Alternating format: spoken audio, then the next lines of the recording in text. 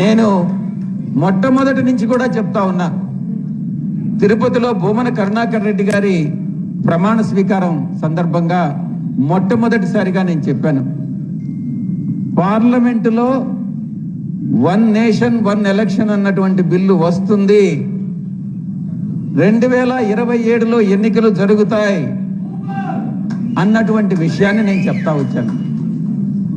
తప్పకుండా కాకుండా 2027లో పరిస్థితులు మారి అది బీజేపీ పార్టీకి అనుకూలంగా, అంటే అధికార పక్షానికి అనుకూలంగా లేనట్లయితే ఏదన్నా పోస్ట్పోన్ చేయొచ్చేమో కానీ, ఎందుకంటే ఈ చట్టంలో బిల్లులో ఒకటే పొందుపరిచారు, ఆ డేట్ అనేటటువంటిది ఎప్పుడు అమల్లోకి వస్తుందన్నటువంటిది భవిష్యత్తులో ప్రభుత్వం నిర్ణయిస్తుంది అన్నటువంటి విషయాన్ని.